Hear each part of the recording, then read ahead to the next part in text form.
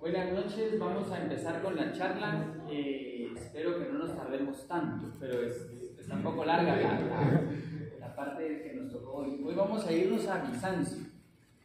Pues un poco recordarles que la idea del club de historia, le pusimos siempre una ventana porque es imposible abarcar periodos históricos en un par de horas, en una hora. Lo que hacemos es eso, es que vemos una ventana y la idea es que ya después cada quien quiera ir e indagar en algún tema en específico y volver en 3 años y decir soy experto en el tema y nosotros decirle gracias, darnos charlas, instruirnos ahora por favor, porque esa es la idea. Pero también es un poco como poder colocar contexto para que tengamos un poco más clara la historia de la humanidad y la historia sobre todo de lo que hemos visto últimamente, que es mucho la influencia de Occidente o la idea de Occidente, y poder ubicarlo en un mapa imaginario que todos tenemos y poder saber qué fue primero, ¿verdad? Sí. Yo siempre pongo ese ejemplo, pero yo tenía un amigo en el primer año de U que me dijo, yo no sé si primero fue Napoleón o Hitler, no sé quién de los dos fue primero. Entonces yo le decía, lo bueno es que estamos empezando la U, ¿verdad? O sea, todavía hay esperanza. Pero yo siempre cuento eso porque a veces también nos pasa que uno mismo no logra cachar de, hey, pero ¿qué estaba pasando mientras estaba pasando esto? Es cierto, que fue primero y segundo. Y aunque eso pareciera que no es útil, que alguien dice, sí, la verdad es que en el día a día es poco probable que a alguien le sirva eso para salvarle la vida a alguien. Sí, hay alguien aquí que sepa quién fue primero. Va a ser muy difícil. Pero también tenemos que entender que no todo lo que nosotros estudiamos y tratamos de entender tiene que tener una utilidad práctico-comercial. No todo tiene que ser para ir ser aplicable y que me paguen por ese tipo de cosas. Hay muchas cosas que tenemos que aprender para tratar de entender el porqué de las sociedades, o el porqué de ciertos comportamientos, o el porqué de la humanidad como tal. Y eso me va a ayudar a entenderlo un poco más. Y ahí sí ya vamos a tener una utilidad práctica. Entonces, esa es la idea de la historia. Como les he dicho otras veces, la historia es la memoria de la humanidad. Y si no estudiamos historia, estamos olvidando a la humanidad. Y olvidar a la humanidad es repetir errores. Como también hemos visto varias veces, que cuando vemos cómo caen las civilizaciones, uno dice, esto lo he visto yo hoy en la mañana en el periódico. Sí, porque los sucesos se repiten. Entonces, eso tomarlo en cuenta. Un poco como para introducirles. Hoy vamos a Bizancio. Vamos a tratar de abarcar la historia de lo que se conoce como Bizancio hasta la caída. No significa que la ciudad no siga existiendo, porque como vimos en la última charla, ahí está. Pueden ir ustedes a Estambul y eso es lo que queda de Bizancio y ahí está, las murallas continúan. Pero hay que entender, vamos a estudiar desde el inicio hasta esa caída, porque la caída ya se las conté. Estas charlas las empezamos al revés, empezamos con la caída y ahora vamos, elipsis de tiempo, vámonos al pasado. ¿Sí? Bueno, entonces, Bizancio. En el siglo 7 a.C., Grecia, la Magna Grecia, inicia una política de expansión conocida como las colonias. Y en estas colonias se le pedía a muchachos, heroicos muchachos, que yo traté de entender más o menos qué edad podría tener uno de estos heroicos muchachos. Y la verdad es que eran muchachos, 17, 18 años. Y se les decía a ellos, mira, necesitamos expandir Grecia. Entonces, agarra un barco y andate recto. Y al territorio que encontres en donde no haya nada, establecí una ciudad en el nombre de la Magna Grecia. Y entonces cuando te establezcas, nos mandas así de regreso, miren, encontré tal lado. Y entonces ya lo agregamos nosotros como parte de nuestro imperio griego. Entonces toda esta política de los colonizadores fue lo que llevó a Grecia a expandirse tanto. Y entre esos, muchos de los colonizadores formaron las ciudades que hoy conocemos como las ciudades griegas, por lo menos las alejadas de las ciudades griegas, del centro oeste de Atenas y las islas. En el 657 está registrado que un personaje llamado Pisas es uno de estos muchachos al que se le dice anda.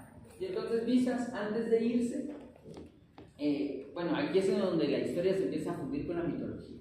Visas se dice que era hijo de Poseidón y de una ninfa, pero él no sabía muy bien cómo irse y va al oráculo de Delfos y le pregunta al oráculo de Delfos para dónde me tengo que ir. Y entonces el oráculo le dice que se vaya a la tierra de los ciegos y que se quede con lo que está frente a los ciegos. Entonces él, que pertenecía, bueno, aquí está Emily, y aquí está su barco. Esta es una moneda que es acuñada más o menos en esa época en honor a Visas. Él sale de Megara, que es una de las ciudades donde está, y se va aquí recto. Conforme va encontrando, pues sí, encuentra lugares que tienen gente, ¿verdad? Y la idea es seguir buscando el norte lo más que se pueda, o buscar algo, algún punto de referencia. Es una época como muy heroica para ellos, porque no todos lo lograron, ¿verdad? Más de alguno llegó y a algún lado ya no se supo nada de él, o algo que vaya a pasar. Entonces él se va de Megara, empieza su recorrido y llega a un lugar en donde dice que encuentra la ciudad de Calcedón. Él viene de aquí y encuentra Calcedón, y entonces ve eso y dice: estos son los ciegos. ¿Cómo no pueden ver la importancia de este lugar geográfico? Y no tienen gente, y no tienen nada. Yo me quedo aquí. Y entonces él funda la ciudad de Visas, conocida como Bizancio, más adelante. Entonces ya ahí él se establece justamente acá, en la entrada de lo que va a ser conocido como el Cuerno de Oro. Cuerno de Oro porque ellos vieron mucha utilidad en cómo unía dos mares. Podía unir al mar de Mármara y al mar Negro y permitir el paso a través de esto. O sea, ahí había abundancia y podía haber mucho dinero. Entonces le pusieron de nombre el Cuerno de Oro. En griego es Bósforo. Entonces el Bósforo, él se establece aquí, y durante mucho tiempo la ciudad es una ciudad griega y participa de toda la dinámica griega. Cuando son las batallas, las peleas estas de las alianzas de Delos y todo eso, ellas participan y están como por algún tiempo. Después bueno, aquí pueden ver más o menos en dónde están los dos mares que les digo. Este es el de Mármara, perdón, este es el mar Negro. Sí. Cuando Macedonia empieza su expansión, ya en el imperio de Alejandro Magno, por cierto que Macedonia es súper vecino de esta ciudad de Bizancio, y Macedonia se la queda. Es de las primeras que Alejandro Magno se queda, porque Alejandro Magno expande el imperio macedónico y se queda primero con lo que está cerca, y entre esas se queda con Bizancio. Al poco tiempo, en el 146 a.C., Bizancio ya se le queda a Roma. Roma se queda con Bizancio después de que conquistan Grecia, que conquistan Macedonia. Entonces pasa a ser una provincia de Roma, y Roma la toma como una ciudad muy importante porque ellos ya se dieron cuenta de que es una ciudad de comercio y que es súper importante, ya que es la puerta hacia lo que ellos van a llamar Oriente. O sea, a Oriente se entra por el mar, y mejor si pasa uno por aquí, así no tienen que pasar por tierra, lo cual facilita el comercio un montón. ¿Es la ruta de la seda de Egipto? Es la ruta de la seda pasa justo por aquí, justo esto. Pero ahora la ruta de la seda se hace más corta si paso por el mar, porque es más rápido viajar por mar que por tierra, y hasta más seguro en esa época. No sé si ahora, pero en esa época sí sé que era más seguro. Entonces ahora lo tiene Roma y se convierte en una provincia romana. La expansión de Roma, si se recordarán, Roma dejaba las ciudades con sus nombres y todo, solo me tienen que pagar un pequeño impuesto, y les ponían este impuesto, y durante mucho tiempo también ahí va a estar Bizancio como parte de Roma. La historia de Roma ya la vimos, la expansión es en la época de la República, después viene la época imperial, y después en la época imperial imperial viene todo esto de la sucesión. Yo me he dado cuenta a lo largo de las charlas que hemos dado de historia que uno de los puntos más difíciles en la historia de la humanidad es la sucesión. ¿Quién es el siguiente? ¿Quién continúa? Sí, ¿quién no se pelea o quién lo destruye todo? ¿O quién hace lo que se le da la gana? ¿O quién no lo agarra y se destruye todo? La sucesión es un gran problema y Roma tuvo una crisis de sucesión que es conocida como la crisis del siglo III, conocida también como la anarquía militar.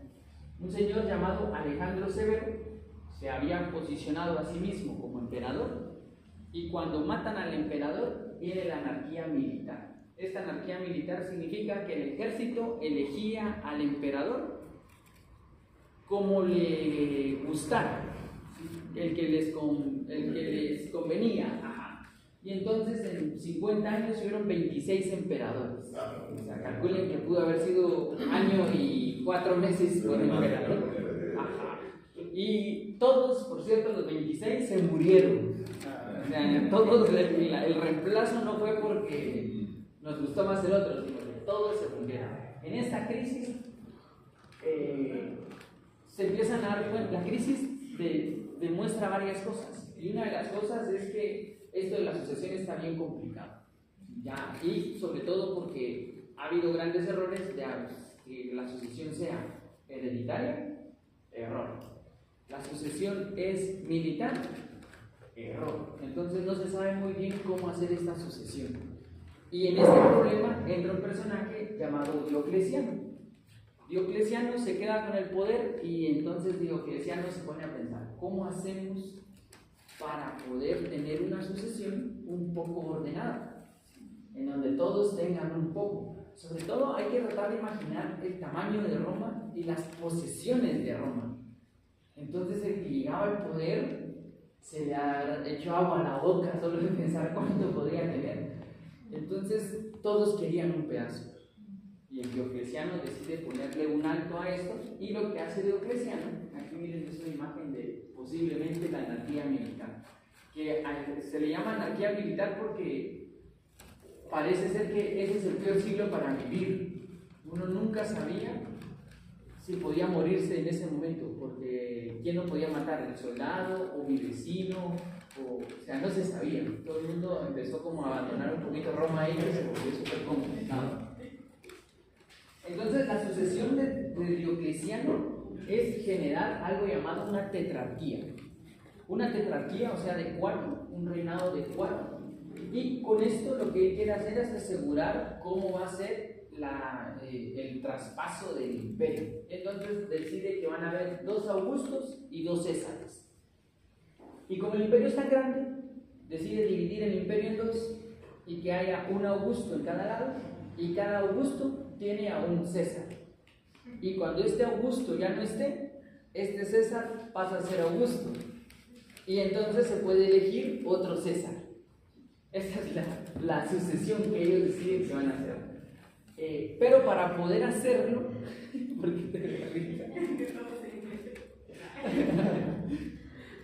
pero para poder hacerlo bien, deciden que van a dejar una garantía. Entonces, como hay 2 Augustos y 2 Césares, para saber que esto va a pasar, yo me quedo con los hijos de ellos y ellos se quedan con los hijos de ellos, y cualquier cosa los matamos, ¿verdad?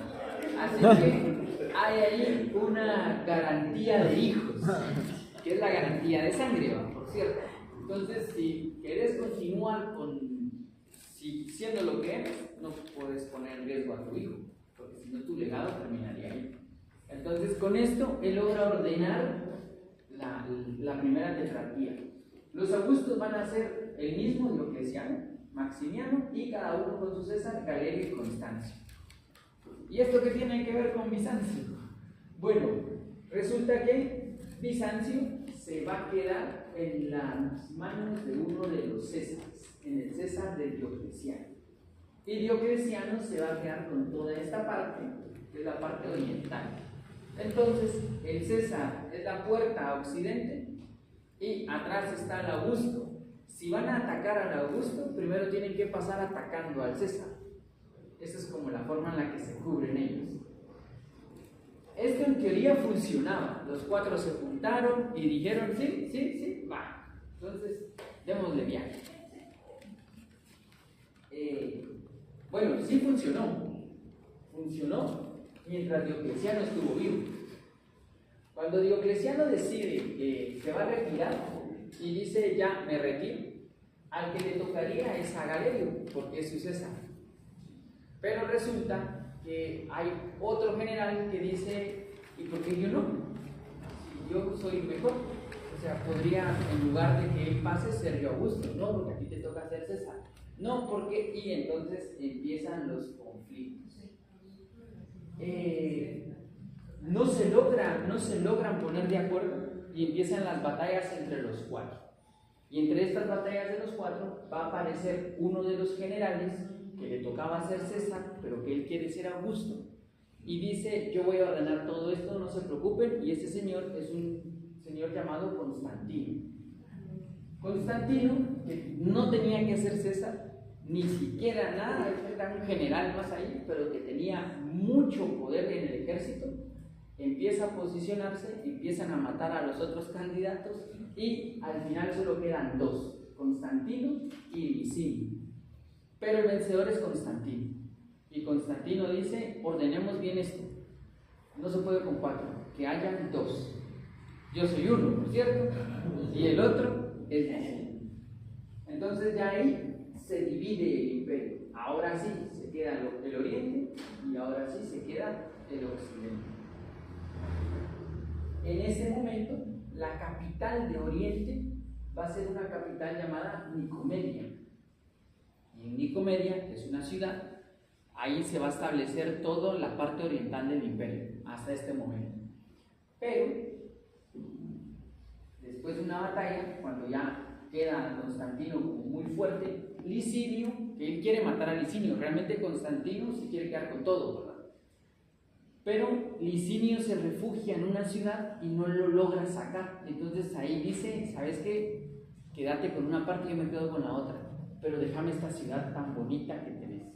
Entonces Constantino se da cuenta de la importancia de la ciudad de Bizancio y dice, mejor me quedo en Oriente en lugar de Occidente y que me deje la ciudad de Bizancio. Entonces él se instala y decide generar una ciudad que se va a llamar la Nova Roma y empieza a fundar la Nova Roma.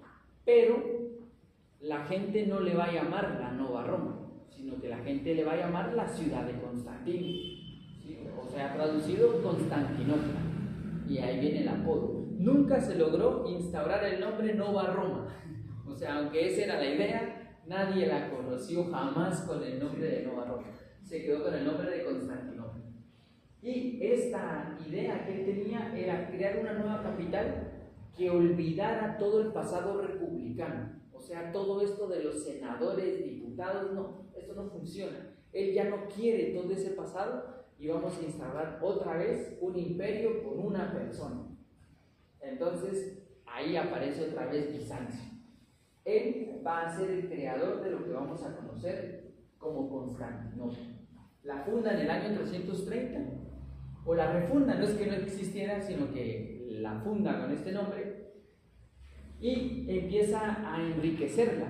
Se dice que trajo mosaicos, columnas de todas partes de donde pudo y la cosa era hacer algo increíble, porque su competencia era Roma y esto tenía que estar al nivel o mejor que Roma.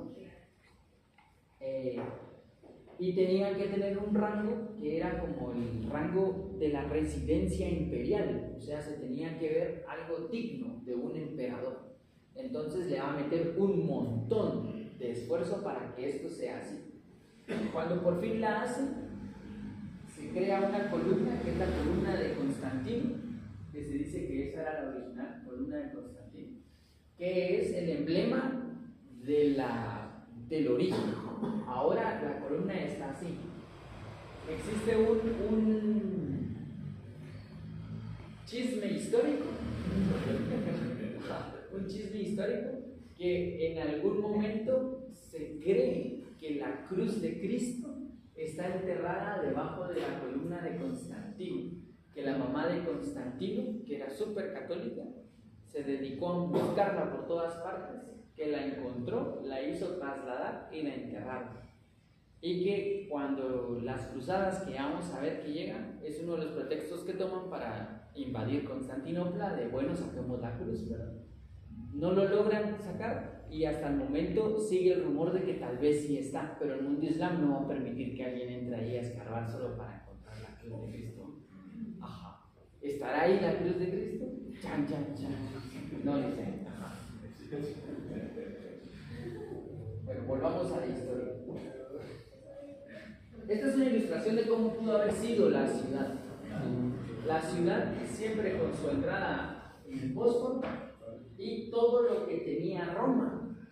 Roma tenía un circo, Roma tenía todo lo que tenía Roma, también tenía que tenerlo Bizancio.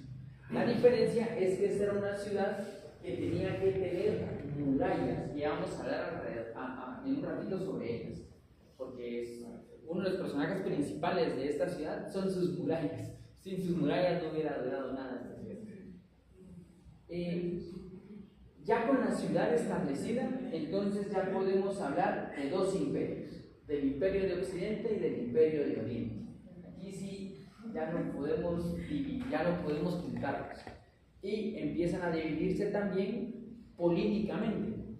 O sea, dividirse políticamente no es solo como tú de aquí para acá, sino ya no nos reportamos impuestos entre nosotros, ya no tenemos por qué contar porque hicimos esta ley entre nosotros, ya cada quien empiece a ver qué hace, ¿verdad? O sea, se divorcian. Y en ese divorcio deciden también que cada uno de estos es emperador y que ninguno tiene que aliarse a los enemigos del otro. O sea, también respetemos un poquito, ¿verdad? Entonces tú no te puedes ser aliado de mis enemigos y yo no puedo ser aliado de mis enemigos.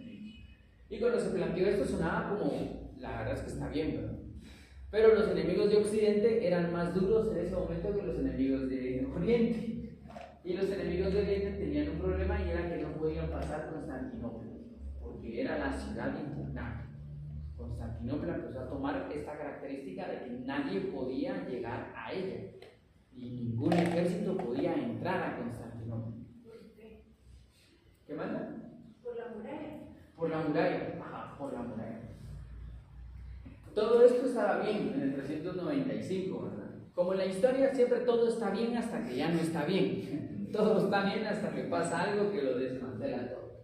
Y lo que sucedió es que un señor llamado Odoacro en el 476 entró a la capital occidental, a Roma, que es la famosa caída de Roma.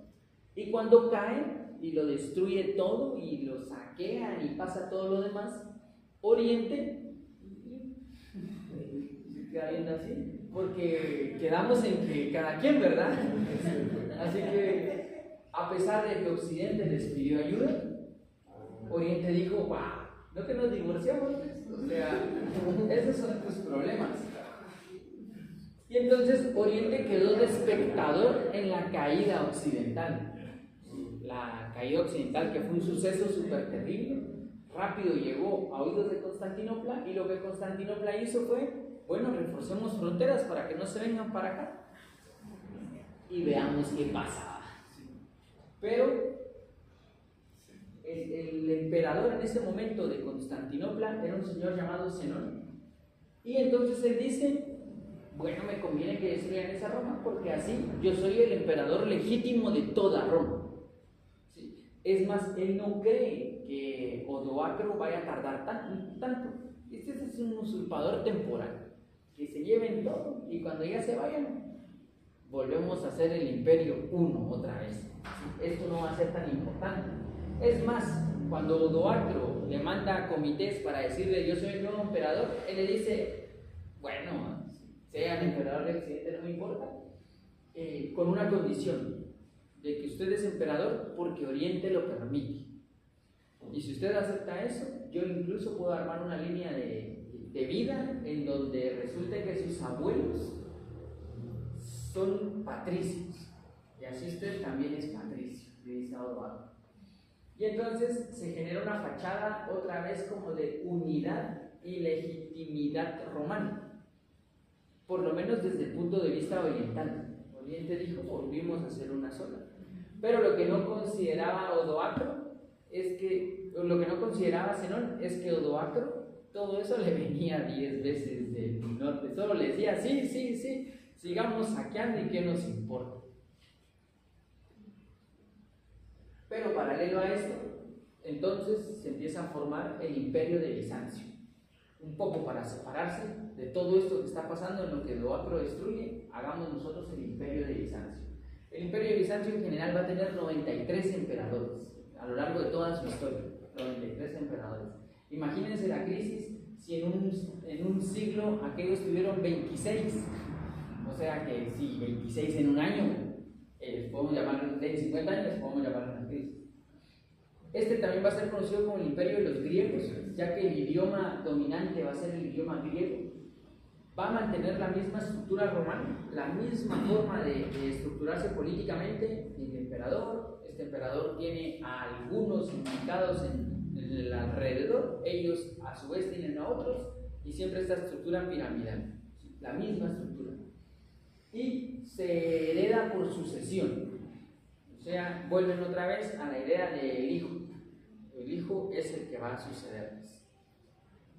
Y van a volver a establecer el Senado. ¿Se recuerdan que les decía que ellos ya no querían al Senado aquel de familias de patricios y la familia? Entonces deciden que el Senado va a ser militar. O sea, para yo participar del Senado tengo que haber sobrevivido mis cuantas guerras y ahí ya me gano mi voz y voto dentro del Senado de Bizancio. Antes de eso no puedo opinar. El imperio de Bizancio inicia más o menos en el siglo V, finales IV, V. Tiene algunos eventos que vamos a ver y termina en el siglo XV. No lo vamos a ver todos, pero vamos a ver algunos que están interesantes. Este no lo quise poner porque pienso que podría ser una charla completa del imperio carolingio. Este es como más o menos lo que va a durar Bizancio y le van a pasar varias cosas, aunque van a tener muy parecida a la historia a Roma, no repite ciertos errores, quedan como cosas separadas. Una de ellas es, aquí ya no hay todo aquel pleito de las familias y de quién pone al ejército, y no, eso resumámoslo, aquí es militar. El que puede sobrevivir una guerra puede opinar de la guerra, y el que no, siga practicando. Entonces ya no hay familias, cosa que es bien extraña para un imperio, que no haya como esa sucesión de familias tan importante. El imperio va a tener diferentes momentos. En el 476 era más o menos este tamaño, pero al poco tiempo también van a tratar de expandirse, ¿verdad? Y van a tratar como de ir creciendo este imperio. En el 550 empiezan a recuperar algunos espacios que ya se habían perdido y empiezan como a expandirse a poquitos, empiezan a meter. En el 867 tienen un revés porque empieza a aparecer otro imperio que sería otra charla, que es el imperio islámico. En el imperio islámico les hace retroceder y como no, quédense ustedes y nosotros retrocedemos, y Bizancio vuelve a irse hacia acá. Ya para el año 1000 están prácticamente en Constantinopla, prácticamente es ese pedacito únicamente de lo que tienen. En el 1170 crecen un poquito, como que logran expandirse, vuelven a decrecer en el 1270 y ya para el 1400 realmente solo es la ciudad de Constantinopla. Entonces este imperio va a tener esa característica de crece, decrece, crece, crece, y así como bien circular, hasta que se queda únicamente la ciudad de Constantinopla. Eso es un poco la historia. Ahora lo que vamos a hacer es que vamos a ir viendo algunos eventos importantes dentro del imperio de Bizancio. ¿Preguntas hasta aquí? Sí. Francisco. Estaba diciendo que en la columna de Constantino, posiblemente, bueno, los católicos reclaman que ahí está la cruz. No son los católicos, se cree por documentación de la mamá de Constantino, que era súper católica, incluso es una santa que no me recuerdo su nombre. Ahora es santa. Es era como mi pregunta, porque me están poniendo el título de católicos, pero creo que no son católicos, son cristianos. Ellos son cristianos, sí, son cristianos. Ajá. Bueno. Y no estuve en la primera charla de Roma, pero en la segunda sí. Y algo que creo que es también importante mencionar es de que posiblemente, por lo menos, hubo algún romano que haya llegado hasta China. O sea, no has hablado nada de los romanos en China. Conocemos la ruta de la seda, pero que los romanos hayan llegado a China, pienso que es un suceso muy importante para la historia. Es que es raro porque hay legiones perdidas, las famosas legiones perdidas que se fueron hacia rutas que no se conocen. Pero tampoco Roma ha hecho mucho hincapié en ellos, ya que no hay, o sea, para ellos no era que te fueras, sino que te fueras y volvieras. Porque ahí es donde los podían volver a registrar como parte de Roma. Seguramente hay un montón de gente que se fue y nunca volvieron a saber. Pero sería interesante investigar sobre todas las legiones perdidas, que entiendo que hasta la India pudieron haber llegado. Por lo menos con China hubo un intercambio de vidrio y de seda. Sí, que la verdad es que no sé bien cómo meterlo, es un suceso, o sea, si nos ponemos a ver todo lo que tuvo contacto Roma es muy grande. Principalmente porque China, pues en la actualidad ha impactado la historia moderna, contemporánea. Por eso es que sería interesante hacer una de China, porque ahí creo que quedaría mejor, más que la de Roma. Roma tiene cosas tan grandotas que es más impresionante otras que una embajada en China. Pero desde China creo que eso podría ser algo, podríamos verlo. Y por último, entiendo yo que en la actualidad existe un borde entre Estados Unidos y Canadá. ¿Será que hubo algún tipo de cómo se hacía la línea limítrofe entre Oriente y Occidente? La línea limítrofe era justamente ahí. Pero en este mapa aquí en esta línea limítrofe hay unas montañas. Entonces, aunque no era una línea, ¿verdad? Así como marcada, esas montañas eran lo que marcaban esto. Seguramente la gente que vivía en la montaña no sabía si pertenecía a una o al otro, como le pasa a todos los pueblos que crecen en fronteras, que no saben realmente quién son. Pero sí, ese era el borde era natural, eran unas montañas. Y entonces se sabía que te estaban invadiendo porque se miraba que estabas subiendo a la montaña, ¿verdad? Entonces eso nos están viniendo a invadir. Entonces ya con ese como borde natural es más fácil de controlar. Claro. Ajá, sí. Gracias. ¿Alguna otra pregunta? ¿Avanzamos? Bueno, no podemos hablar de la grandeza de Bizancio. Ya les conté un poco de Constantino, pero no podemos hablar si no hablamos de un señor llamado Justiniano. Bueno, regreso a Constantino, perdón. Constantino tiene una característica que es bien importante en la historia de Roma, y es que Constantino es el primer emperador que al morir se declara cristiano a sí mismo. Aunque nunca lo dijo durante toda su época viva, nunca dijo yo soy cristiano, sí detuvo las masacres cristianas, sí estaba a favor de ciertas cosas cristianas, pero cuando Constantino muere dice soy cristiano, y a partir de ahí entonces el imperio de Oriente es cristiano, así como ya lo era el imperio de Occidente, pero a partir de ahí entonces ya no vamos a poder desligar la parte religiosa de la parte histórica del imperio de Oriente. Constantinopla va a ser influida por la iglesia, que en este momento es el cristianismo. Todavía no tenemos iglesia católica ni nada, todavía hay una sola iglesia, la iglesia cristiana, que por cierto, paralelo a esto, está tratando de ordenarse todavía. ¿Sí? Para el 300 y tanto, todavía no existía una hegemonía cristiana, sino que lo que existía era mayor influencia de ciertos grupos cristianos que tenían representantes en algunas ciudades importantes, en Roma, en Constantinopla, en Alejandría y en Tesalónica. Y estos eran como los 4 patriarcas, que se van a convertir más adelante en los 4 papas. Y así, pero ahorita, con el inicio, todavía no ha pasado. Entonces, el primer personaje importante es Justiniano I. Aquí ya estamos en la Edad Media, 527-565. La Edad Media occidental. Aquí no hay Edad Media. Esta es otra historia. La Edad Media es de Occidente. Ellos no lo registran, no hubo Edad Media para ellos, porque mantienen lo que venía desde la tradición antigua. Él lo que quiere es reconstruir la antigüedad romana. Quiere otra vez hacer de Roma algo grandísimo. Quiere otra vez que Roma sea la historia de Roma. Pero para hacer esto necesita dejar de pelear. Y una de las grandes cosas que hace es que firma un tratado llamado la Paz Perpetua. Un nombre un poco, ¿qué será? Un poco inflado para lo que realmente fue, pero era el primer tratado que los persas aceptaban de decir, va, no nos peleemos. Además, porque los persas estaban así de desaparecer. O sea, los persas estaban a menos de 100 años de que el Islam los destruyera.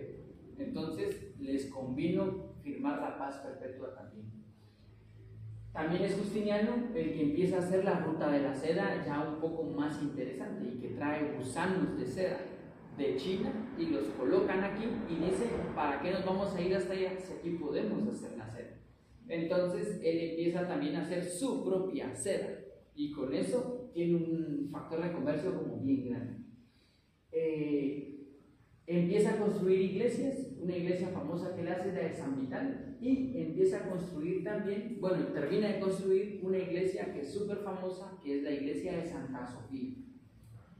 La iglesia de Santa Sofía tiene el nombre de la iglesia de la sabiduría, y la idea era hacer una iglesia que pudiera demostrar la sabiduría de Dios. O sea, si quisiéramos hacerle un tributo a la sabiduría de Dios, ¿cómo lo podríamos hacer?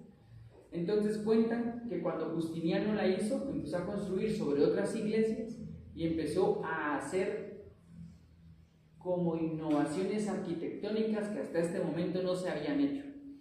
Tanto que cuando la terminó de construir, él sentía, cuenta la leyenda, que entró a la iglesia, la miró y entonces dijo, ya le gané a Roma. O sea, ya, esto es lo más grande que se ha hecho en la historia completa. ¿Sí? Que se puso a gritar que le había ganado a Roma, que se puso a gritar que le había ganado a los griegos, porque era más impresionante para él que el Partenón, y que ya habían construido algo increíble. Pero no me crean a mí, juzguen ustedes. Este es un mural que hay en la iglesia, porque la iglesia está en relación a la sabiduría de Dios, y la sabiduría de Dios, por cierto, su primer representante es Jesús. Pero la iglesia es tan fuerte, Santa Sofía es tan fuerte, que cuando cae Constantinopla, deciden no destruirla, sino que la necesitan para su propia religión. Entonces la iglesia ha sido cristiana, ha sido ortodoxa, ha sido mezquita, y ha sido un museo, y ahora volvió a ser mezquita. Ahorita hace unos 4 o 5 años volvieron a decidir que se convirtiera en mezquita una vez más. Esta es la iglesia principal no era todo eso, la iglesia principal era solo esto. Es el mundo islámico el que le construye los minaretes, porque es propio el mundo islámico, y empiezan a construir las partes de alrededor. Lo interesante era de que eran las primeras veces que se miraba una construcción de este tipo, abovedada, o sea, no una sola bóveda, sino diferentes bóvedas sobrepuestas, una sobre otra. Esto es original de la iglesia y ya esto es colocado por el mundo islámico. Entonces, actualmente la iglesia es islámico-cristiana en su decoración. Sigue siendo uno de los monumentos así súper increíbles de la historia. Y esta es una foto de cómo se podría ver hoy, pero no se ve así. Está un poco más hecha lata de lo que se ve la foto. cuando se construyó, se hizo algo bien extraño durante la época de él, y es que se empiezan a generar imágenes de interpretación de la Biblia. Entonces, esto para él es un ángel, miren, y este es otro ángel. Y que esto va a tener problemas también más adelante, que ya les voy a decir acerca de eso. Y entonces Santa Sofía se va a convertir en el emblema de la nueva Roma. Todos los que llegan, es más, algunos de los embajadores de otros reinos que llegan, hay que llevarlo a Santa Sofía para que quede con la boca abierta. O sea, sí, ahí se va a hacer la reunión, ahí se va a hacer todo, porque Santa Sofía a todos les parecía súper impresionante. Esta es una de las cosas que empezó a hacer Justiniano. La otra que fue muy interesante es que Justiniano decide unificar jurídicamente a toda Constantinopla, todo el reino de Bizancio, perdón, decide que tenga una sola jurisprudencia, un solo compendio. Y para esto manda a compilar todas las leyes romanas que se puedan. O sea, todo lo que se haya hecho en leyes en Roma, apílenmelo aquí y que alguien lo interprete y genere un código de todas esas leyes. Es un trabajo impresionante, ¿verdad? Sí. Porque lo que tiene que compilar son más o menos 1000 años de leyes. 900 años, no nos ponemos. Ajá, o sea, ¿cuántas leyes puede formular un pueblo en 900 años? Pero Justiniano sabía que si quería armar un imperio, la ley tiene que prevalecer. Y hay que poner reglas claras para que esto pueda mantenerse. Sobre todo porque ya les dije que uno de los grandes problemas es la sucesión. ¿Quién es el siguiente? Es uno de los grandes problemas.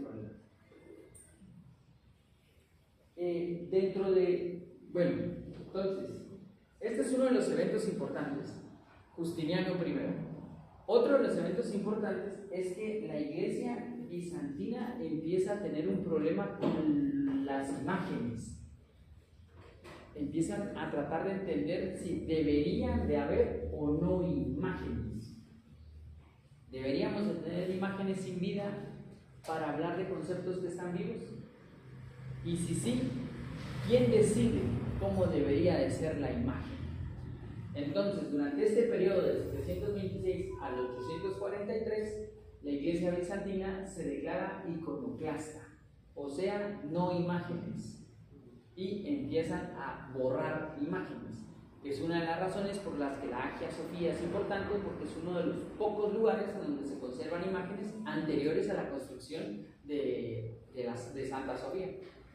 De ahí las borraron todas las que encontraron en ese periodo, porque tenían miedo de poder convertirse otra vez en la religión pagana, la que habían combatido, está llena de dioses y de estatuas. ¿No nos estaremos pareciendo ya un poco teniendo un montón de estatuas y de imágenes? Era la pregunta que se hacía. Y este es un escrito de la época con una sátira. Y la sátira es que esta persona que está dibujando a Jesús tuvo que haberla visto en la cruz, porque si no, ¿de dónde sacó el modelo? Entonces, es imposible que esta imagen pueda representarlo. Y además porque la iglesia no tiene que venir a innovar, sino que la iglesia tiene que venir a continuar. La innovación dentro de la iglesia es un error, o eso es lo que se empieza a plantear. Aunque en el 843 volvieron, esta idea de la no innovación va a empezar a sembrar una espinita para esta iglesia, y es hasta dónde se pueden interpretar las cosas.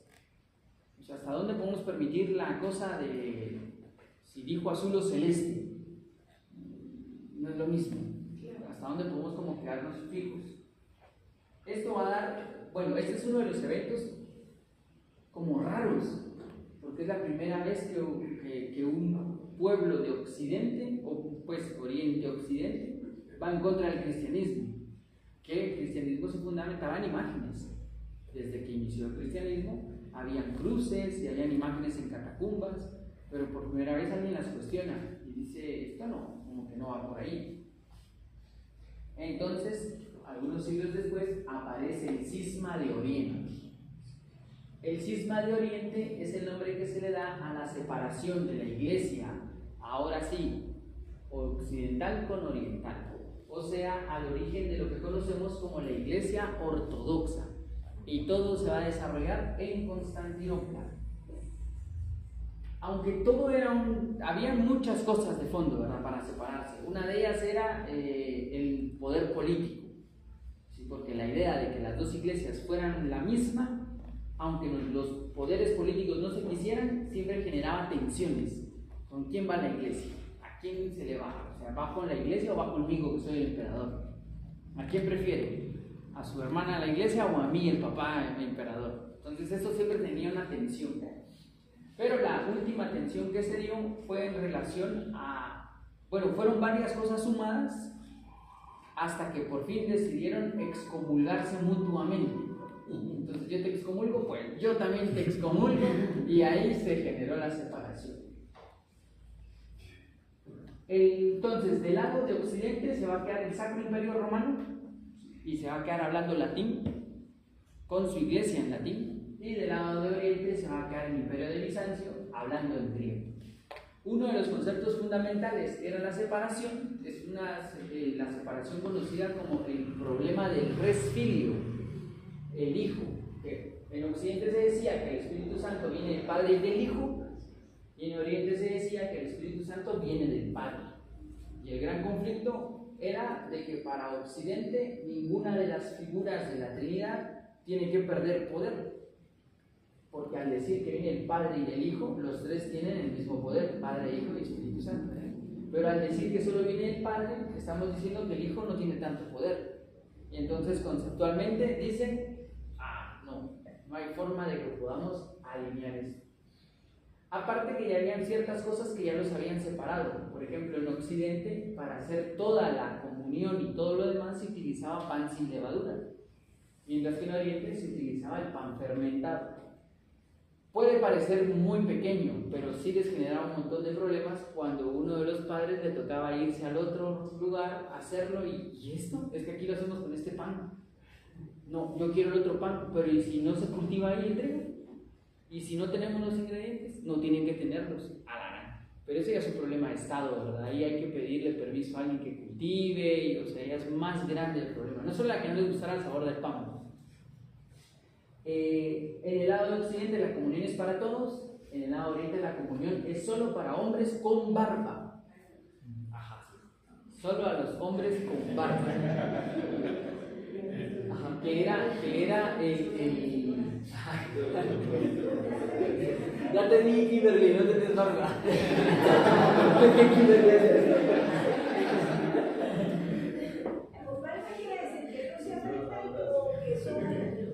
Que son adultos, a eso se refiere. Ajá, la barba lo que hace referencia es que es a un adulto de cierta edad, ¿sí? Pero esto también artísticamente cambia un canon, porque el Imperio Romano, sus grandes pensadores son de pelo corto y sin barba. O sea, César, Augusto, Diocleciano no. Todos los primeros emperadores son afeitados con el pelo súper corto, porque el pelo largo y la barba es de los bárbaros. De ahí viene eso. Entonces, en Oriente, cuando ya se permite que solo los hombres de cierta edad, que ya pueden demostrar que tienen cierta experiencia a través de la barba, lo tengan, separan también la idea de cómo debería de verse alguien de fe. Alguien de fe tendría que verse como con la barba, si tiene fe. En cambio, del otro lado todavía mantiene la idea de que no tiene que estar afectado. Por cierto, todavía continúa. Todavía no he encontrado ninguna imagen de un papa con barba, porque no puede, tiene que mantenerse pulcro siempre. Eso por lo de las barbas. Estamos hablando de así. Entonces se prohíbe, la comunión es solo para todos, nosotros para las barbas. Las imágenes se aceptan en Occidente, y un dejo que deja la iconoclasia es que en Oriente no se van a aceptar las imágenes como tal. Se pueden aceptar las pinturas, se pueden aceptar algunos símbolos, pero no hay estatuas. Se prohíbe en Oriente la imagen escultórica sagrada, no hay imágenes escultóricas sagradas. El clero en Occidente no se va a casar nunca, En cambio, en Oriente, si tiene un rango no tan alto, puede casarse y tener hijos y todo lo demás. No hay problema. Otra cosa es que en Oriente no hay purgatorio, y una de las cosas más importantes es que todo este cisma viene de la mano de dos señores, que son León IX y Miguel de Cerulario, que son los dos que se les contaba que se excomulgaron mutuamente. Ajá. León IX es uno de los reformadores de la iglesia. La iglesia en este momento estaba un poco como en quiebra. León IX con su visión como organizativa logra hacer que la iglesia vuelva a tener un poco de dinero y como a estructurarla. Pero él ve que uno de los problemas es que esta relación que tienen con Oriente debería de ser que Oriente esté bajo Occidente para que les den algún apoyo económico. Y Oriente piensa lo contrario, ¿verdad? Occidente debería estar bajo nosotros. Entonces, estas tensiones entre los dos, entre quién debería ser el Papa, deciden, ¿saben qué? No lo vamos a hacer. Y entonces se genera un concilio que es el Concilio Basilia Ferrera Florencia, que son unos concilios que se llevan durante siglos. Estos son varios concilios para tratar de unir a las dos iglesias.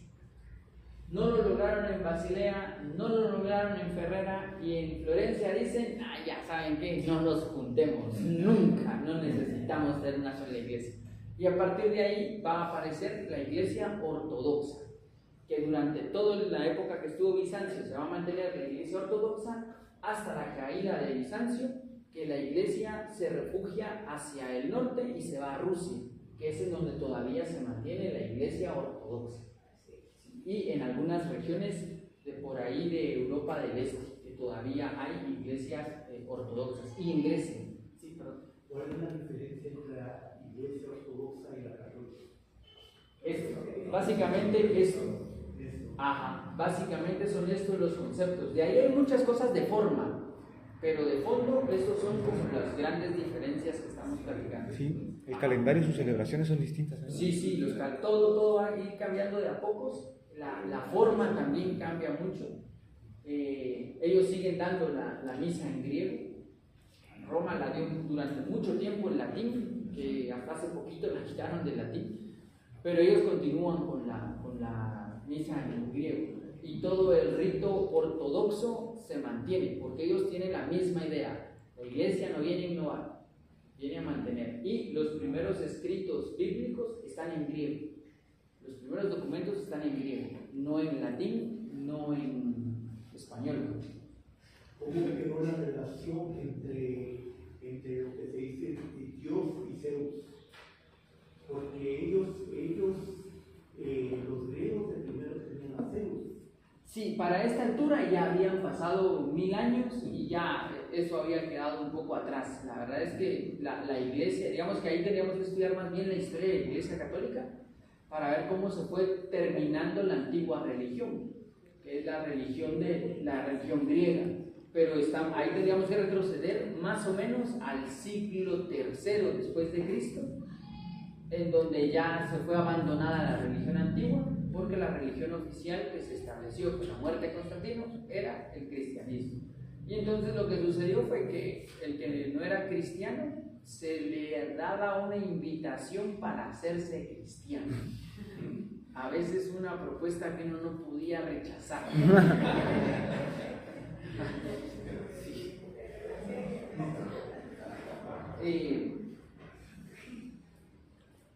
Bueno, entonces esto generó tensiones, ¿verdad? Ya, somos dos iglesias, somos dos imperios.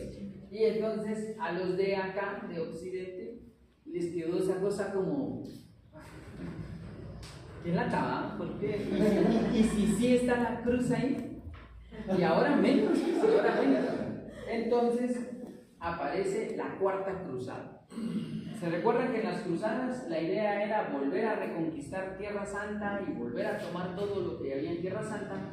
Pero en la Cuarta Cruzada deciden que en el camino que van a ir hacia Oriente, hacia Jerusalén, los que van dicen, tiempo, también hay cosas católicas, cristianas aquí en Constantinopla. Y entonces deciden detenerse en Constantinopla y la saquean.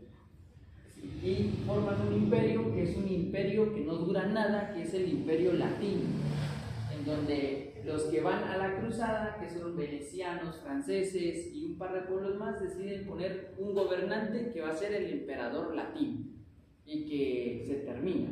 Todo esto de Bizancio y la iglesia ortodoxa se termina. La iglesia dentro de Constantinopla se empiezan a alejar de la ciudad, pero le empiezan a ver cómo la conquistan hasta que Miguel el Paleólogo reconquista Constantinopla y manda a todos esos del efímero imperio latino de regreso.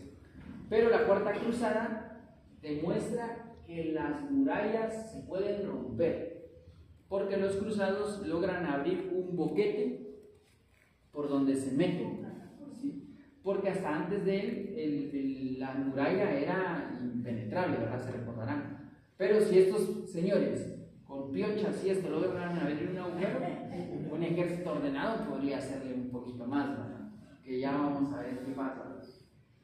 Entonces, bueno. Entonces, sí, perdón.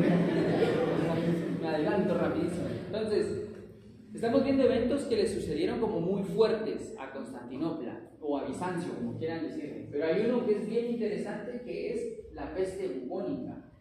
Porque a la misma ciudad, a Bizancio, le va a suceder 2 veces la peste bubónica.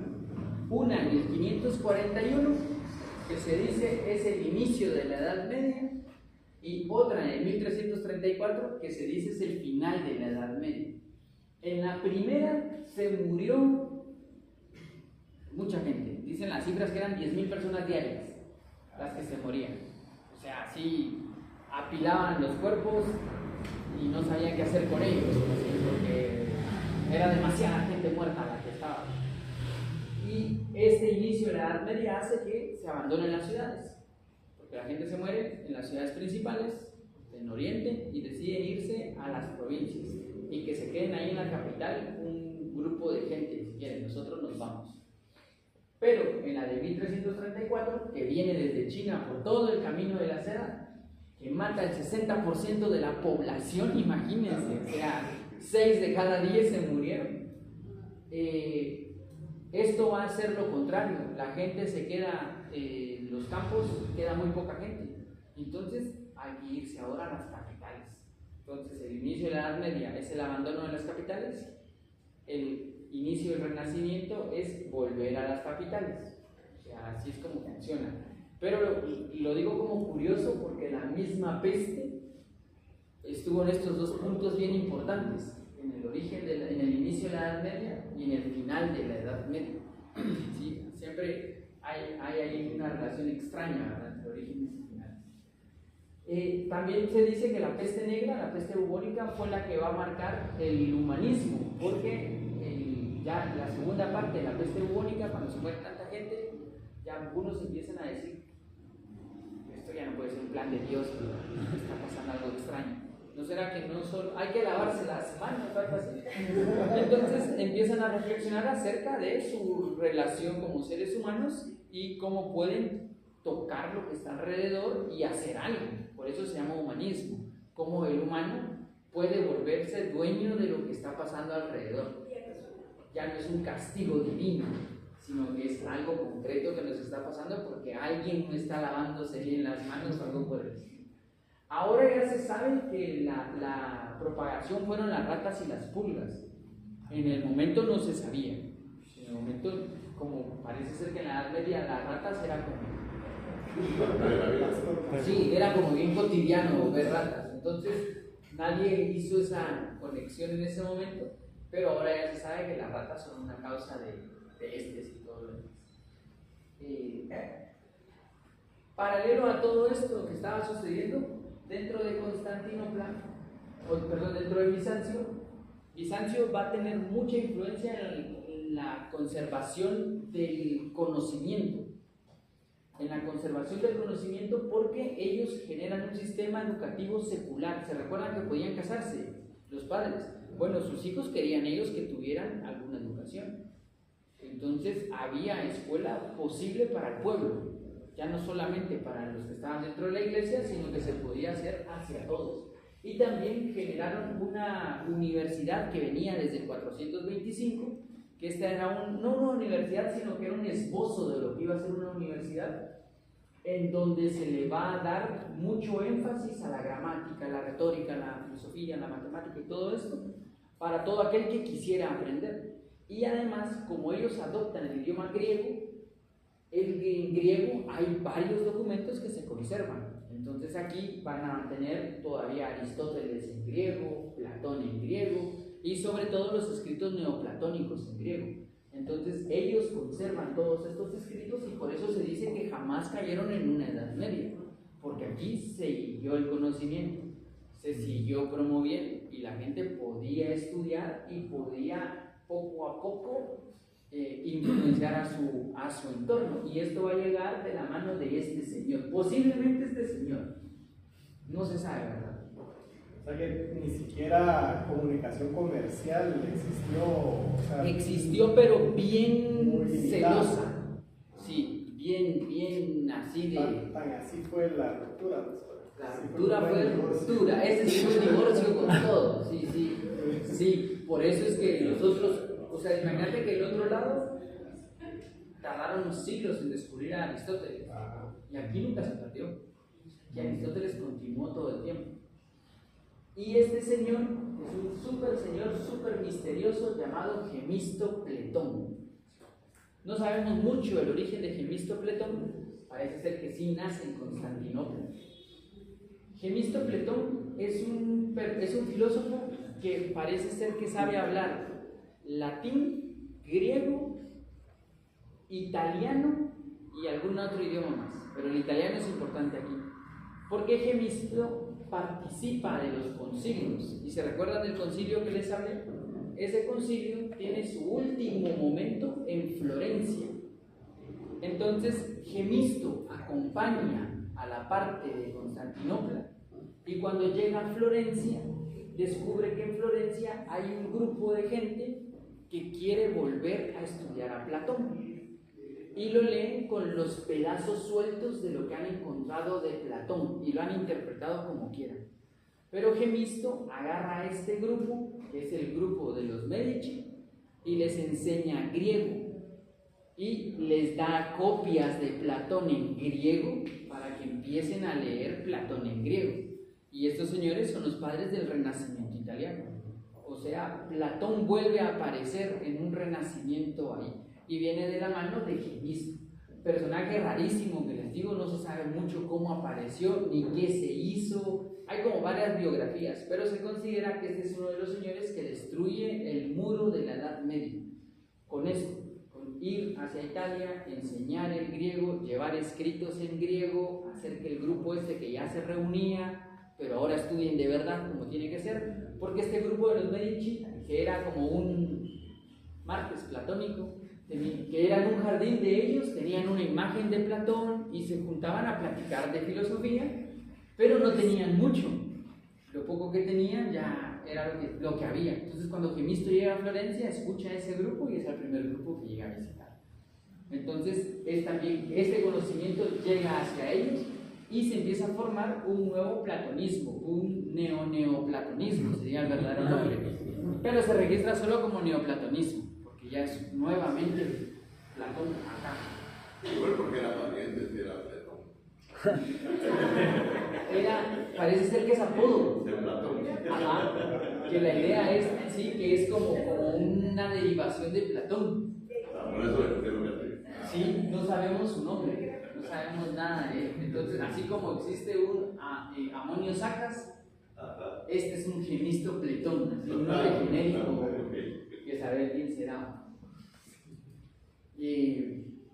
Bueno, dentro de las cosas, ahorita vamos a entrar ya al personaje principal de Constantinopla.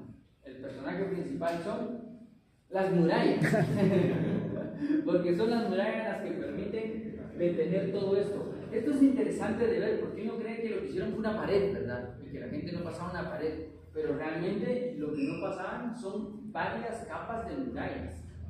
Sí, la primera que había en agua, después estaba este pasillo, después este, y desde aquí estaban tirando señores flechas y todo. O sea, era bien difícil, no solo era pasar una, sino que había como cómo volver a pasar. Estas murallas estaban construidas más o menos así. Aquí podemos ver más o menos cómo lo complicado que podría ser poder pasar una de esas murallas. Si tenemos un foso de 20 metros, o sea, 20 metros Y hay cocodrilos. es una distancia, y después todavía había una etapa de 14 metros y después una de 20. Entonces aquí ya más o menos calculamos que para poder llegar al otro lado había que pasar 60 metros. O sea que era una muralla, la muralla no era tan sencilla. Entonces este era el orgullo que tenían para creer que era la ciudad inexpugnable. Nadie podía llegar a esta ciudad, nunca se iba a romper. Y la ciudad estaba amurallada completamente. O sea, no había zona en donde uno pudiera entrar desde ninguna parte. Y la muralla, bueno, estos son como los dibujos medievales de cómo la miraban la gente que llegaba. Y lo que miraban todos los que llegaban eran Los torreones. ajá, sí, todos los bastiones y las almenas ahí apilados, daba la sensación de que era inexpugnable. ¿Cuánto tiempo ¿Cuánto tiempo? se construyó? Se construyó en etapas. Ajá. Ya voy a llegar a las etapas. No, es lo que sigue. Esta es la muralla en el 330 a 370, el primer esbozo de la muralla alrededor. Después deciden ampliarla y la trasladan más o menos a finales del siglo V. Entonces crece un poco la muralla y en cada uno de estos periodos dice que la muralla estuvo construyéndose siempre. O sea, nunca dijeron terminamos la muralla, nunca hubo inauguración de la muralla, lo que había era ampliación de la muralla. Y aquí ya es el siglo XII. Entonces la muralla fue algo que durante siglos estuvieron reforzando y haciendo y así constantemente. Otra cosa importante dentro de Bizancio, ya saliéndonos de la muralla, es el arte bizantino, porque el arte bizantino va a tener características muy puntuales, diferenciales al arte de Occidente. Y esas características es que para ellos era más importante el exterior que el interior. Entonces tenemos construcciones monumentales y adentro poca decoración. Lo importante era poder rodear todo esto y adentro muy sobrio, siempre muy sobrio, pero afuera cosas así como la Santa Sofía, ¿verdad? Y adentro tratar de no poner imágenes. Habían muchos mosaicos y tenían muchas reliquias, que esto va a ser bien popular dentro de Bizancio. Y es que para poder inaugurar una iglesia yo tenía que tener una reliquia, y esta reliquia era algo que le haya pertenecido a un santo, que podría ser desde su cruz que usaba en el pecho, su lazo, o cosas tan peregrinas como sus dientes, o un pedazo de pelo, o por ahí en algún momento sus uñas. Ya eso era considerado como una reliquia, y entonces ya se podía generar una iglesia. Y por eso tenía la iglesia de San, y el nombre del santo, ¿no? Porque literalmente había una parte del santo dentro de la iglesia. También ellos son como los continuadores del acueducto y de las cisternas que ya venían desde Roma. Ahí nunca se perdió, nunca hubo un problema de agua dentro de esta región. Y por cierto, los relieves de marfil. Entonces aquí está más o menos como sintetizado el arte bizantino. Aunque se ha hablado mucho acerca de que los rostros siempre son como muy planos y que no tienen como esas expresiones, ellos lo fundamentaban en la idea de que no deberíamos de tratar de imitar cómo es Jesús, no deberíamos de imitar a los personajes. Por eso hay que colocar más o menos, pero no que se crea que ese es el personaje. ¿Sí? Y todo iba bien en la vida de Constantinopla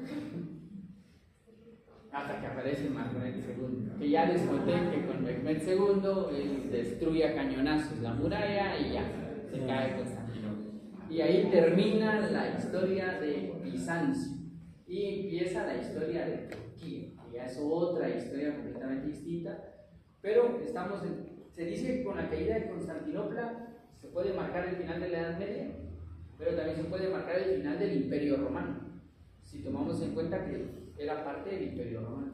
Si tomamos en cuenta que era parte del Imperio Romano, entonces el Imperio Romano duró 2000 años. Si no, solo 1000. Ajá, es más o menos por ahí. Así que saquemos conclusiones de todo esto. Primero ahí, después acá. Francisco. Solo comentar que ahí creo que también hace falta otro evento bien importante, y es de que la peste bubónica la traían los mongoles. Y gracias a la peste bubónica no hablamos, no sé, chino o algo así. Ah, es cierto, sí, sí. Gracias, Sí. La historia sería diferente si los mongoles hubiesen conquistado o hubieran invadido Bizancio, o por lo menos estuvieron a la puerta de Occidente. Sí, si hubieran entrado, es probable no sé qué tan probable sería que habláramos mongol, pero pues la historia seguro hubiera cambiado. Hubiera desatado otra guerra ahí terrible, pero sí, imagínate. Sí. Solo primero acá, perdón, y después allá y después acá. Una de las cosas que me parece impresionantes, a pesar de lo que hablábamos, aquí hubo Edad Media y aquí no, relativamente cerca, que se perdió el conocimiento de este lado. Entonces, bueno, esa es como que la conclusión, pero también me hace una pregunta en qué fue lo que pasó. Asumo, no sé la verdad, pérdida de poder y todo el desorden que hubo, pues así fue como se fue perdiendo y al mismo tiempo pues la rivalidad con la otra región, ¿verdad? Pero entonces esa parte me llamó la atención porque es muy, o sea, sí están pegados, pues, ¿no? Literal. Entonces, Sí. Lo interesante es que nosotros creemos que la Edad Media fue global, la estudiamos así, ¿verdad? La Edad Media, pero la Edad Media le aplicó a Occidente, a algunos lugares de Occidente, y en otros lados la gente seguía viviendo sus vidas, ¿verdad? Ellos seguían leyendo a Platón y todo esto. Aquí está en la época clásica, mientras que en Europa, en la Edad Media, estaban perdidísimos en algunas cosas. Pero sí, eso es un síntoma de Edad Media, ¿sabes? Cuando se estudian todos estos señores que han tratado de entender cuáles son las características de la Edad Media. Una de las características de la Edad Media es la separación, ¿sí? Porque ellos lo colocan como por etapas. Dicen, primero nos separamos y después rompemos la vía de comunicación. Y es lo que sucedía en los feudos en la Edad Media. O sea, este feudo y este no tenían comunicación. Y si alguien se atrevía a llegar, no lo recibían como, vino alguien, sino este trae algo, hay que matarlo, vamos. ¿Quién sale de su casa a buscar otra casa? Tiene que ser un villano. Así que, entonces, digamos que esta separación y perder la comunicación es parte de la Edad Media. O sea, que incluso es una característica psicológica, entiendo, el que se aleja y ya no quiere comunicarse. Es una Edad Media. Porque la comunicación es el renacimiento, volver a hablar, ¿verdad? Es la complicación. ¿Sí? Primero ya después acá. ¿Hasta dónde llegaba el imperio de Constantinopla? ¿Era estrictamente Roma o...? Bueno, lo que depende de la época, como les decía. Les voy a mostrar. Depende, digamos que en la época de más esplendor, este era el imperio de Bizancio. Esta es la época de esplendor, en el 550. Y hubieran podido crecer más porque Europa estaba hecha en pedazos, ¿verdad? Y estaban así reinos y peleándose entre ellos. O sea, eso llega hasta Francia, entonces. No llega hasta Francia, Francia está hasta aquí. Aquí en Francia es donde va a surgir otro imperio que es el imperio carolingio, pero eso van a faltar 5 siglos para que aparezca. En este momento no llegan hasta allá, llegan un poco a la parte de España, tienen toda Roma. El problema que tuvo Bizancio para su expansión, que es otra, que creo que era la siguiente ventana de la historia, Andrea me va a corregir, es el imperio del Islam, porque cuando el Islam aparece, lo que hace es que Constantinopla diga, retrocedamos, porque este imperio aparece con más agresividad que el cristianismo, o sea, que vaya que eran agresivos. O sea, siempre hay alguien más grandote en el colegio, En el colegio de la humanidad siempre va a aparecer alguien que se nos lleve más grande. Y eso le va a pasar como es bien interesante cómo el Islam repercute en la historia completa de Occidente. Ajá, porque imagínense si no hubiera habido Islam, esto sigue creciendo. Y sí, ahí sí seguramente llegan a todos lados. Pero pues no contaban con que al poquito tiempo, porque en el siglo VI aparece Mahoma, y muerto Mahoma empieza la égira, y con la égira la expansión, y con la expansión ahí sí no hay diálogo, ahí sí es pues así, señores, con permiso. Sí, entonces esto en relación a lo que nos decían. Y ahora, don Carlos. Dentro de las diferencias que se plantearon cuando se crea la Iglesia Ortodoxa, se separa y todo, es si hay purgatorio. ¿Por qué es tan importante? En Occidente hay purgatorio, en Oriente no hay purgatorio. ¿Cuál es la importancia desde el punto de vista filosófico religioso? Es que esto es muy largo, porque lo que sucede es que tenemos que entender que el cristianismo se toma no todas, pero muchas bases del neoplatonismo. Y dentro del neoplatonismo, la idea de que existe una unidad y que esta unidad a la vez se diferencia en tres grandes cosas, que a la vez se diferencia en diferentes cosas, pero que deja su huella en todo esto, o sea, deja la huella en todo esto, hacía la idea de que todo pertenecía a Dios, ¿sí? Y si todo pertenece a Dios, no importa qué haga yo igual pertenezco a Dios. Entonces, a la hora de llevarlo a la práctica ética, yo podía, con mi falta de conciencia, hacer lo que se me daba la gana, porque no había ninguna repercusión si yo también soy parte de Dios. No hay ningún perdón si yo estoy dentro de Dios. Sí, o sea, no existe la necesidad. ¿Quién me va a perdonar si yo soy parte de Dios? Entonces la iglesia vio la necesidad de poder decir, usted se puede alejar, y cuando se aleja, va a tener repercusiones. Al inicio fue más bien una regla moral, como de decir, si usted no se porta bien, se va a alejar cada vez más de Dios y se puede perder. Pero esto se empezó a explorar más y fue, no, entonces existen los que no van al cielo. Y después, entiendo que el purgatorio aparece antecito de Dante, por ahí en el... O sea, Dante concluye la Divina Comedia, pero ya existía la idea, que es cuando los filósofos cuestionan y dicen, ¿qué pasa con la gente que se portó muy bien, pero no conoció a Cristo por haber nacido antes de él? O sea, metemos en el infierno a Sócrates, cosa que para todos los filósofos de toda la historia es un pecado, ¿verdad? Así, no, a Sócrates no se puede meter en el infierno, pero tampoco al cielo, porque nunca aceptó. Entonces se coloca esta transición, que es el purgatorio, en donde eventualmente, cuando sea el juicio, a Sócrates se le preguntará, y como Sócrates es la persona más ética de su época, dirá, sí, yo acepto a Cristo. Ajá. Sí, ese es como el fundamento de todo esto. Pero es más largo, la verdad es que es más largo, si lo resumimos todo, pero tiene más que ver con conceptos. Fueron bien intencionados los orígenes, porque la idea era que siempre que aparece alguien ahí como, entonces hago lo que se me da gana. Entonces había que poner reglas. Entonces la intención inicial era, ustedes tengan cuidado porque se pueden perder. Pero las personas inconscientes no aprenden así.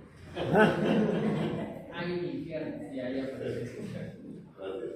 Ahora que yo descubrí, bueno, yo así entendí, una gran incongruencia en el tema de la ortodoxa, hablando de lo mismo de las iglesias, en la iglesia ortodoxa consideran al Padre, por supuesto, sobre el Hijo y el Espíritu Santo. Sin embargo, Jesús dijo, y eso está en los evangelios, el Padre y yo uno somos.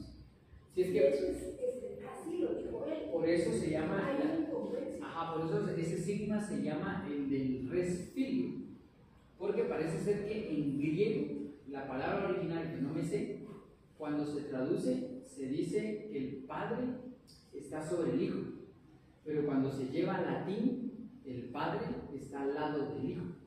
Entonces se dice que el gran propósito, que eso era un chiste que se tiene como medieval, Es que el problema de las iglesias es de traducción.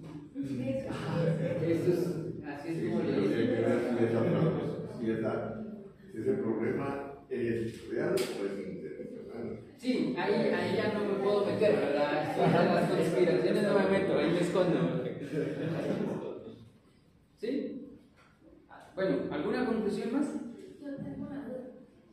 Empiezo a pensar, ¿en qué momento entró la ideología cristiana en Comenos? Porque si no estoy mal, Jesús, él era judío. ¿En qué momento entró Jesús a ser parte de esta área que está muy separada de la otra? Sí, es que ahí eso es lo que yo les digo, que habría que hacer una ventana en la historia del cristianismo. Porque la forma en la que entra el cristianismo a Roma es a través de Roma. O sea, Roma está en todas partes. Entonces, si yo soy un soldado romano que me mandaron este invierno a Jerusalén y me convertí al cristianismo, cuando regreso a mi ciudad, yo quiero seguir con mi religión. No es inhumano pedir que yo quiero continuar con la nueva verdad que acabo de hablar. Entonces, al inicio el cristianismo, Roma dice: sí, no se preocupen, ¿verdad? Trae una nueva religión y nosotros aceptamos todas, bienvenidas. El problema es que al inicio esa nueva religión que llegó, dijo este señor mismo, que te pongo de ejemplo, regresa y dice: yo traigo una nueva religión, es la única y la verdadera. Entonces, ahí ya se volvió como... Peligroso. Sí, Peligroso. Sí, peligroso. Entonces vienen las persecuciones, pero la persecución hacía de que por un cristiano que se mataba 100 apareciera. O sea, se volvió un tema político, pero es un poco por Roma. Después, es más, la iglesia toma la estructura de Roma y sigue, la iglesia hasta el día de hoy mantiene la estructura romana. O sea, el papa es el emperador, los cardenales son no sé qué, toda la misma estructura piramidal. Y hasta utilizan algunos ritos iguales a los del imperio. Porque lo que hacen es como utilizar ya el esqueleto de esto que funciona, ¿verdad? Y se montan sobre él. Pero creo que ese debería de ser otro tema como más interesante. Ese es un tema que llevamos ganas desde hace rato. Ese sería un tema interesante, poder ver la historia del cristianismo. Difícil de poder darlo sin caer en un extremo, ¿verdad? Es que eso es lo más difícil, que me aparezca alguien que es pro o contra. Y a nivel histórico hay que ajustarse a lo que la historia nos dice. Y hay cosas que están bien y hay cosas que no, ¿verdad? Eso sí hay que como ajustar. Pero sería interesante poder hacerlo. ¿Sí? Creo que fue en la segunda ventana de la historia de Roma que decías que los imperios caen por conflictos internos antes de llegar por externos. Pero aquí me llama la atención que ya al final, cuando llegó el segundo, estaba muy bajo el tamaño, digamos, del imperio. Y aún así creo que les costó derrotar la caída de Constantinopla. Entonces, si hubiese estado en ese tamaño, tal vez. No lo logran. Eso significa que ya se ha debilitado por sí mismo desde adentro. Porque si se dan cuenta, lo último que cae del imperio, como bien decís, ya es solo el pedacito. O sea, realmente lo que queda de eso es una ciudad. El imperio ya no existía para este momento. Lo que quedaba era Constantinopla. Simbólica y de verdad una frontera, porque había que pasar la ciudad si no quería entrar. Entonces sí era como esto, pero ya no estaba el imperio ya se había hecho pedazos por dentro. Sí, pero se vuelve a cumplir, ¿verdad? Se destruye por dentro. ¿Alguna otra conclusión? Yo mi conclusión, a mí, digamos que la historia de Bizancio me parece como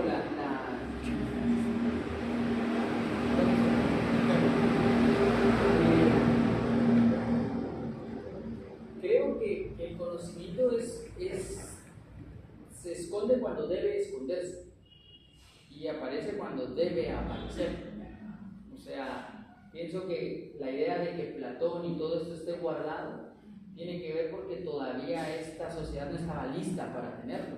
Aparece cuando ya hay un grupo que quiere conocer, que quiere aprender, y entonces ahí ya el conocimiento puede ser trasladado.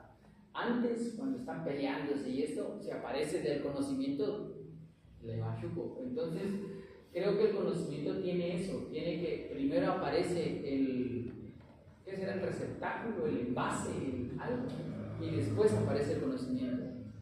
O sea, primero se crea una pequeña estructura que crea conocimiento y después se llena de conocimiento. No aparece al revés, alguien ahí tirando conocimiento. Entonces, Constantinopla es un ejemplo de eso. Ellos guardan este conocimiento y lo sacan hasta que ya hay lugares en donde pueden recibirlo. De lo contrario, no hay forma. Hasta que ya está este grupo en Florencia, ya hay gente que se está juntando a saber de qué se trata esto. Ahora sí tengas. Antes de eso, aunque lo hubieran llevado, ¿dónde? ¿Qué? ¿Lo pongo en la pared? Una semilla. Ajá, entonces sí se necesita el terreno primero antes de colocar la semilla. Esa es una de mis conclusiones que vi en Bizancio. Y lo otro es que me parece impresionante cómo funciona el destino, que a veces sí hay que separarse, que a veces sí hay que romper cosas para que algo se preserve y no caiga todo. Si estos no se hubieran separado, caen todos, ¿verdad? Pero es necesario a veces separar cosas para que por lo menos una parte se quede bien y de dos males el menor, que quede por lo menos un pedacito a que no vayamos todos. Y este es un ejemplo muy claro de eso. Gracias a la separación se mantuvieron, si no, se van todos. Ajá. Bueno, y esas son mis conclusiones de esto. ¿Cuál era el siguiente tema, André? El Islam, ¿verdad? Sí, entonces sí, nuestra siguiente ventana a la historia es la historia del Islam.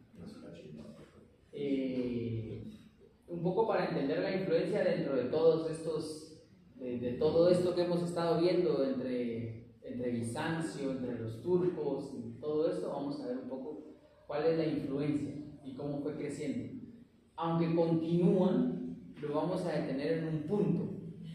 ¿Sí? Ahí lo vamos a detener, ya les diré en dónde, y ya de ahí en adelante yo ya no pasaré porque es historia moderna. Y la historia moderna es difícil de evaluar, ya que se está viviendo. La van a evaluar dentro de 100 años, dentro de 200 años, van a voltear a ver y van a poder unir los puntos. Entonces, yo hago la advertencia, terminará un punto donde todavía podemos ser estudiados. Antes ya vienen como CNN y todas esas cosas que no son documentos históricos, por cierto. ¿Sí? Muy bien. Bueno, muchas gracias.